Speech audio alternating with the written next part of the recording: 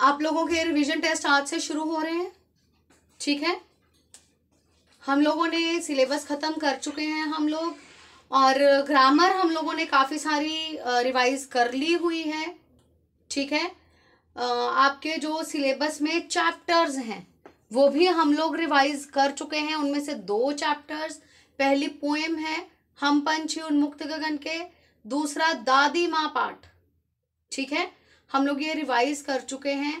आज हम पत्र का फॉर्मेट रिवाइज करेंगे और जो हमारा एक पाठ और एक कविता है वो दोनों चीजें रिवाइज करेंगे। Right, clear?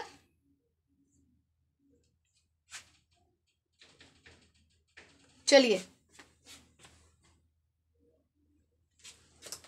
सबसे पहले हम हिमालय की बेटियां पाठ दोहराने जा रहे हैं।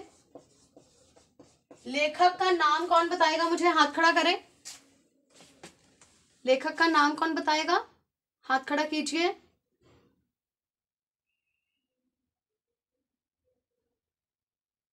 ओके, हाँ जी जसलीन। नागार्जुन, गुड। नागार्जुन ने यह पाठ लिखा है। ओके, अब मुझे कौन बताएगा इस पाठ में लेखक ने किसके बारे में बताया है और क्या बताया है? कौन बताएगा? हाथ खड़ा कीजिए। जानवी हाथ खड़ा करें बेटा।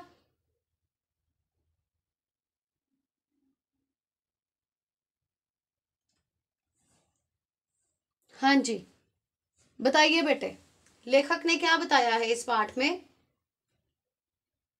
मैम, इस पाठ में लेखक ने नदियों को अपनी देव माता बताया है और लोक माता बताया है, देव माता नहीं बेटा। लेखक ने कहा है कि जो नदियां हैं वो लोक माता हैं। ओके, मुझे कौन बताएगा लेखक ने ऐसा क्यों कहा है कि नदियां हमारी लोक माता हैं? कौन बताएगा? हाथ खड़ा करें। मैम, क्योंकि नदियों से हमें जल मिलता है ओके, और वह जमीन को उपजाऊ भी बनाती है। Okay, good. और सिंचाई के काम आती हैं। नदियों को हम पवित्र मानते हैं, नदियों को हम पूजते भी हैं। गंगा नदी को हम कितना पवित्र मानते हैं ना, हम गंगा नदी की पूजा भी करते हैं, ठीक है। इसलिए उन्होंने नदियों को लोक माता कहा है। अर्शिया, मुझे बताइए बेटा, इस पाठ में लेखक ने और क्या कहा है? इस पाठ में लेखक ने कहा है कि कैसे नदियां हिमालय से निकलती हैं और फिर जंगलों में जाकर बहती हैं और अपने पुराने समय को याद करती होंगी। ओके, मुझे कौन बताएगा लेखक ने नदियों को किस किस रूप में देखा है? खुशी, लेखक ने नदियों को किस किस रूप में देखा है?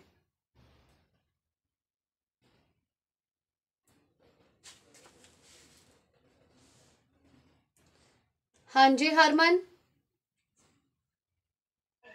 बेटी और प्रेयसी। लेखक ने नदियों को बेटी और प्रेयसी के रूप में देखा है। गुड। ओके, इस पाठ में बेटा लेखक ने बताया है कि जो नदियां हैं वो हिमालय से निकलती हैं। हिमालय पर बहुत ज्यादा बर्फ जमी हुई है। जब वो बर्फ पिघलती है तो वहां से पानी आता है जो नदियों का रूप लेता है। राइट, नदियों के रूप में पानी आता है वहां से। और लेखक ने नदियों को एक छोटी सी बच्ची की तरह कहा है। जैसे छोटी बच्चियां अपनी माँ, मौसी, दादी, नानी, बुआ आदि की गोद में खेलती हैं, वैसे ही नदियां जो हैं वो हिमालय की गोद में खेलती हैं। वहां से जब निकलती हैं तो अठखेलियां करती हुई निकलती है। जैसे छोटी सी कोई बच्ची हो वो शरारत करती है ना, ऐसे ही नदियां जो हैं वो शरारतें करती, अठखेलियां करती, शोर मचाती हुई आगे ही आगे भागी जा रही हैं। लेखक कहता है कि हिमालय उन्हें बहुत प्यार देता है, जैसे उनका पिता है, लेकिन फिर भी न जाने उनको किस बात की चाह है कि वो भागती जा रही हैं।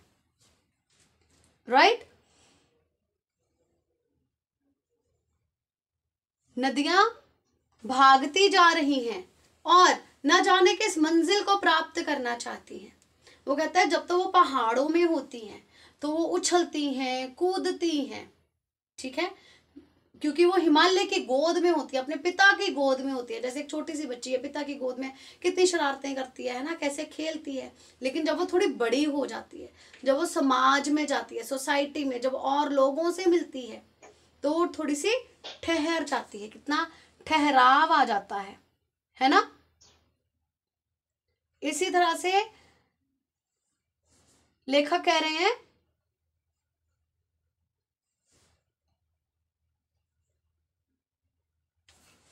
लेखक कहते हैं कि इसी तरह से जो नदियां हैं, नदियां भी हिमालय की गोद से निकलती हैं, खेलती कूदती उछलती जाती हैं। पहाड़ों में उनका ऐसा रूप देखने को मिलता है, फिर वो जंगलों की ओर भागती हैं, जंगलों में इसको पेड़ों को चीरती हुई निकल जाती हैं और फिर मैदान में, प्लेन एरिया में आ जाती हैं। जब वो मैदानों में आती हैं तो उनका कुछ और ही रूप देखने को मिलता है, किसी संभ्रांत महिला जैसी हो जाती हैं। संभ्रांत महिला क्या होता है?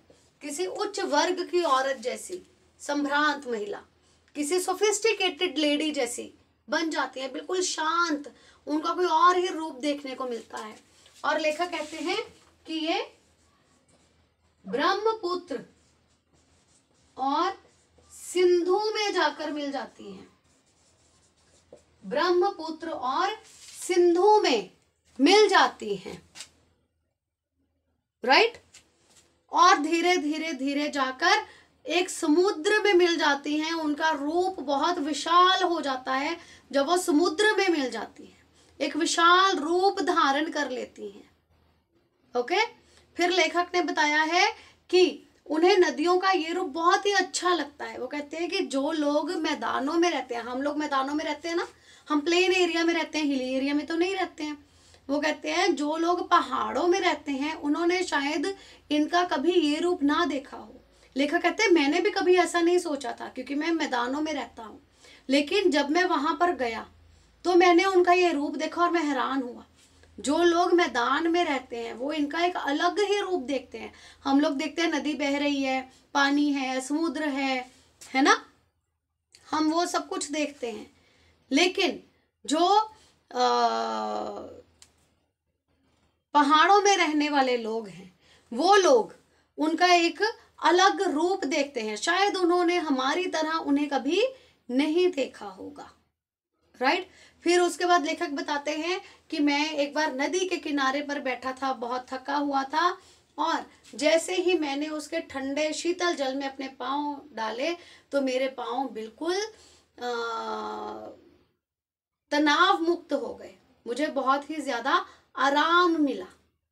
इस तरह से लेखक ने इस पाठ में नदियों के महत्व के बारे में बताया है कि नदियां किस प्रकार से मनुष्यों के जीवन में महत्वपूर्ण भूमिका निभाती हैं। और लेखक ने नदियों का एक अलग ही रूप हमारे सामने प्रस्तुत किया है। क्लियर बेटा? किसी को कोई डाउट इसमें?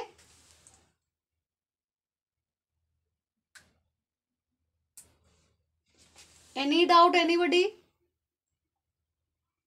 कोई डाउट है तो बेटा पूछ ले, हाथ खड़ा करें। सान्या, हाथ खड़ा करें बेटा।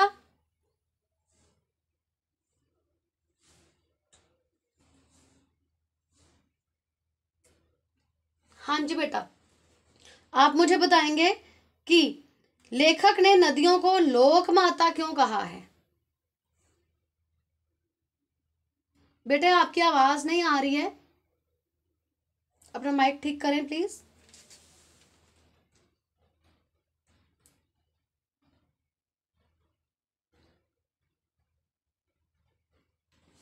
माइक ठीक करिए बेटा।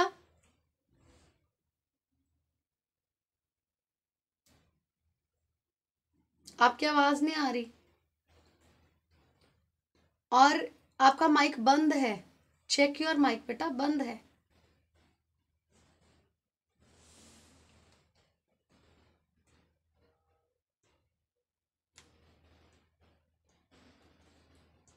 आप इधर उधर बातें नहीं करेंगी, ठीक है? क्लास में ध्यान रखें। Okay okay. हाँ जी दृष्टि, बताइए बेटा। नदियों को लोक माता इसलिए कहा जाता है क्यों? बेटे आपकी आवाज नहीं आ रही। में पानी उपजाऊ बनाता है।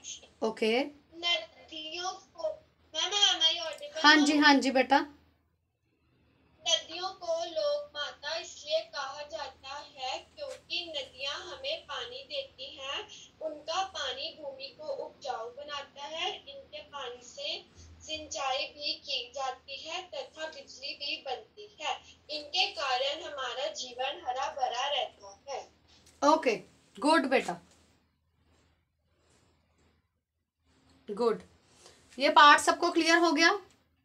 किसी को कोई डाउट तो नहीं है इसमें? चलें आगे। हमारी बेटा अगली कविता है कठपुतली।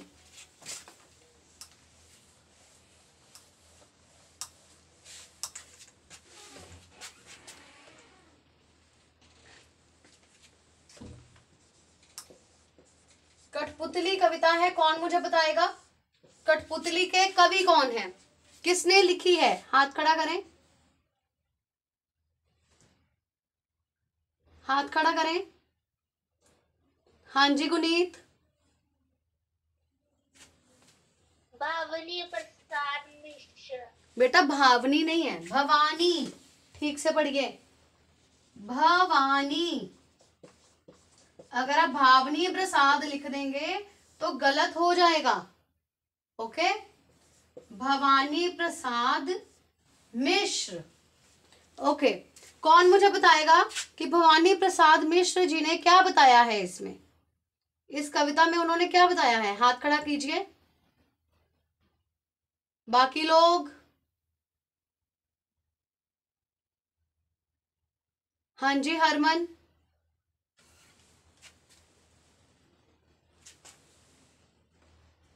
बताइए हरमन।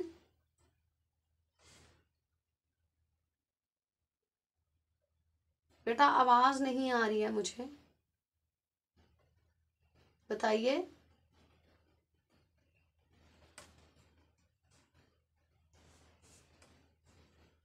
हाँ जी गुनीत।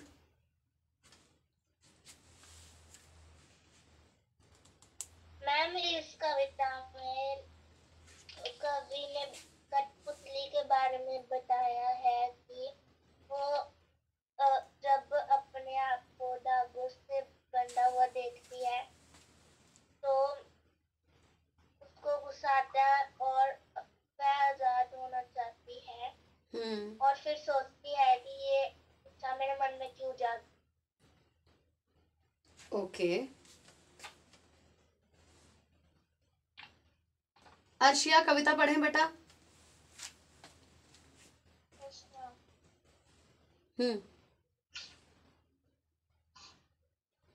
कठपुतली गुस्से से उबली, बोली ये धागे क्यों हैं मेरे पीछे आ गए?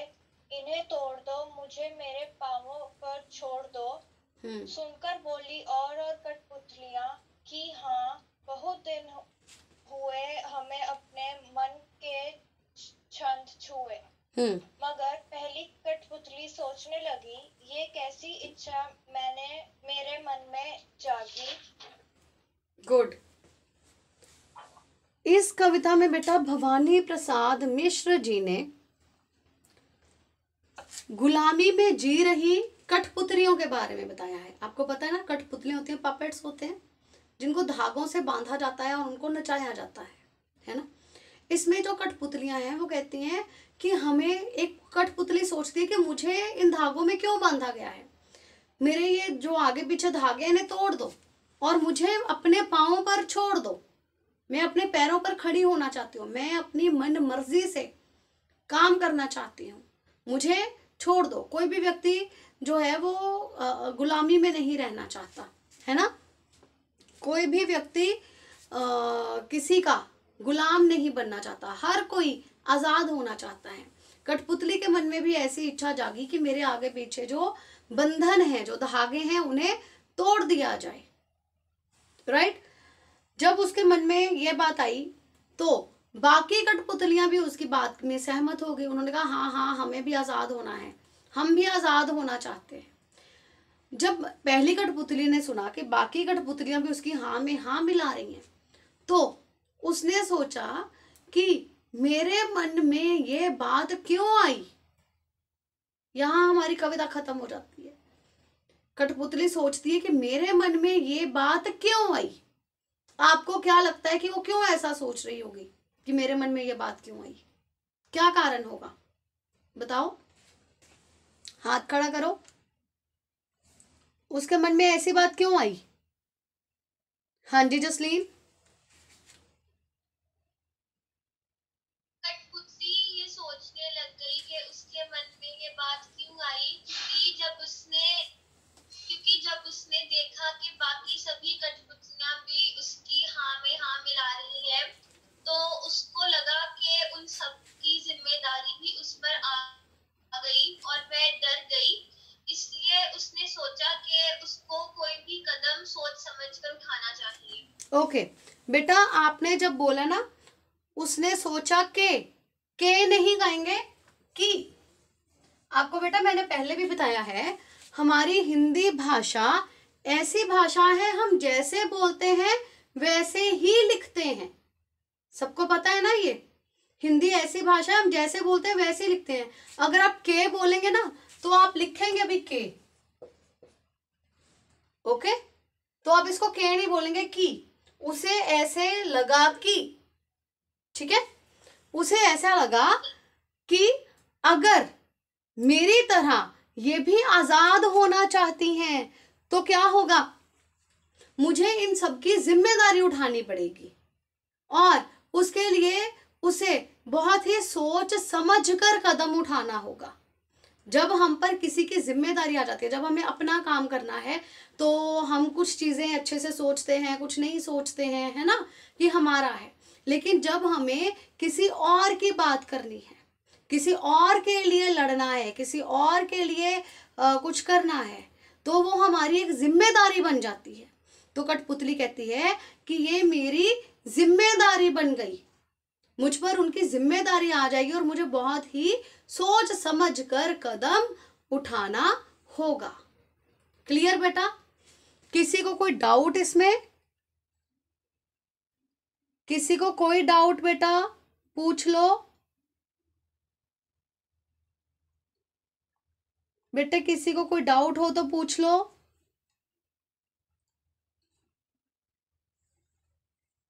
यस जानवी, एनी डाउट बेटे? Yes ma'am. हाँ जी बेटा। मैम लोग के लिए खड़ा किया। ओके ओके बेटा, ठीक है, राइट। ओके बेटा, हमने सारे पाठ रिवाइज कर लिए हैं, ठीक है। अब हम लोग आज पत्र का फॉर्मेट डिस्कस करने जा रहे हैं, ठीक है। दोहराएंगे पत्र का फॉर्मेट, हम लोग उसकी दोहराई करेंगे कि पत्र कैसे लिखना है, ओके।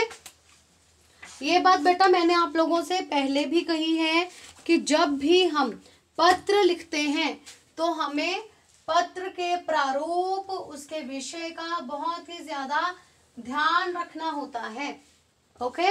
हमारे सिलेबस में है प्रधानाचार्य जी को पत्र। प्रिंसिपल मैम को अगर हमने कोई एप्लीकेशन लिखनी हो, ओके, तो हम कैसे लिखेंगे?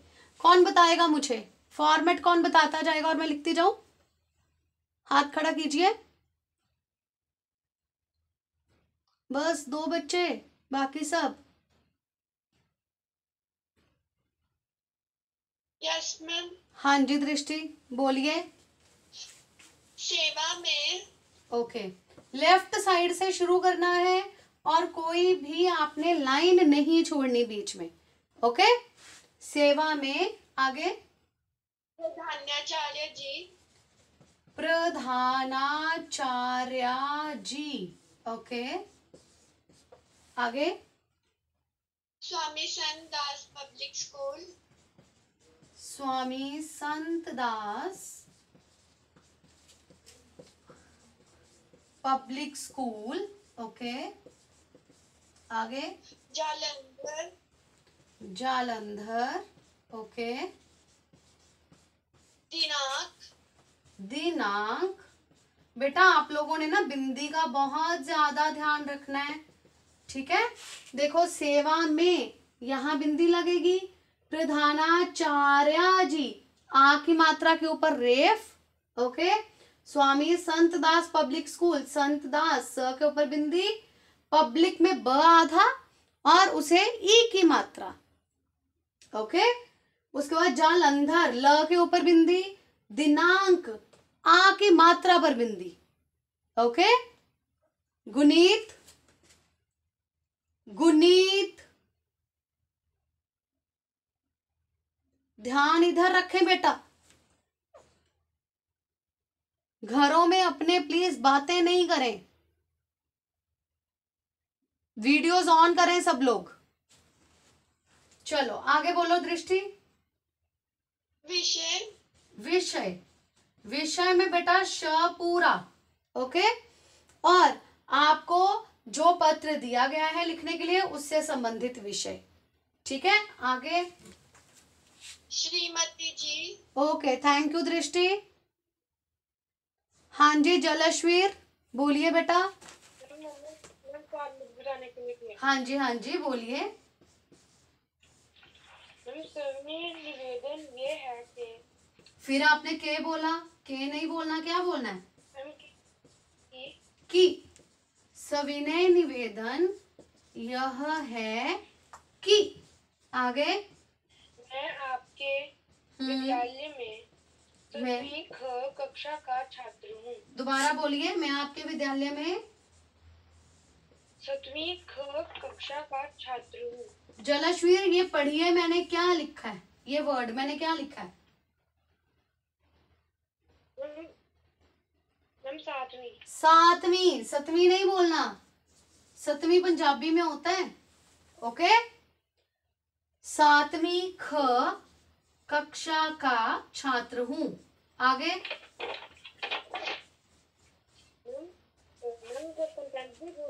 नहीं, बस उसके बाद हम अपना पत्र लिखते जाएंगे। आपका आज्ञाकारी छात्र। उससे पहले क्या आएगा? कंटेंट। कंटेंट, कंटेंट के बाद यहाँ पर धन्यवाद। यस, धन्यवाद, ओके, धन्यवाद। आपका आज्ञाकारी छात्र। आपका आज्ञाकारी छात्र, ओके। आगे डैश नाम, डैश कक्षा, डैश अनुक्रमांक। वेरी गुड, डैश अनुक्रमांक, ओके। अब देखो गर्ल्स लिखेंगी, मैं आपके विद्यालय में 7वीं ख कक्षा की छात्रा हूं, ओके, छात्रा। और लास्ट में आपकी आज्ञाकारिणी, आज्ञाकारिणी के स्पेलिंग्स देखो, आपकी आज्ञाकारिणी, ओके। हमारे सिलेबस में बेटे प्रधानाचार्य जी को पत्र है, प्रधानाचार्य जी को पत्र किसी भी कारण से लिखा जा सकता है, ठीक है। मान लो अवकाश लेने के लिए, अवकाश का मतलब होता है छुट्टी लेने के लिए, अवकाश कोई भी अवकाश हो सकता है, बीमार होने पर, जरूरी काम होने पर, भाई की शादी होने पर, ठीक है, कोई भी किसी भी तरह का अवकाश हो सकता है। उसके बाद फीस माफ करवाने के लिए हो सकता है प्रधानाचार्य जी को पत्र, जुर्माना माफ करवाने के लिए कि आपको कोई फाइन लगा दिया गया उसके लिए हो सकता है, और अपना सेक्शन बदलवाने के लिए हो सकता है, ठीक है। या आप अपने स्कूल की लाइब्रेरी में कुछ नई किताबें मंगवाना चाहते हैं उसके लिए आप उनको कह सकते हैं या आप स्कूल में किसी कंपटीशन में पार्टिसिपेट करना चाहते हैं उसके लिए हो सकता है, ठीक है, कोई भी पत्र हो सकता है। जब आपको हेडिंग दिया है कि प्रधानाचार्य जी को जुर्माना माफ करवाने के लिए पत्र लिखें, तो उसके अकॉर्डिंगली लिखेंगे जो भी हेडिंग दिया है। मान लो आपको सिंपल एक लिखा है अवकाश लेने के लिए प्रधानाचार्य जी को पत्र लिखें, अवकाश मतलब छुट्टी, तो कोई भी रीजन हो सकता है। यहाँ कंटेंट में आप कोई भी रीजन लिख सकते हैं, that is your choice. Clear बेटा? Is it clear everybody? Format में इन सब चीजों का आपने ध्यान रखना है। ओके, एक और बात, आप लिखते हैं कृपया करके, कृपया, कृपया में बेटा आधा प नहीं होगा, पूरा प आता है, ठीक है, कृपया। दूसरा आप लिखते हैं कृपया करके, कृपया करके नहीं होता, करके नहीं लगना, सिर्फ कृपया। कृपया मुझे 2 दिन का अवकाश दे दें, कृपया मेरा सेक्शन बदल दें, कृपया नई किताबें मंगवा दें, ठीक है, इस तरह से बेटे आपने लिखना होता है। Is it clear everybody? पत्र का फॉर्मेट सबको समझ में आया? किसी को कोई डाउट हो तो पूछ लो। Any doubt?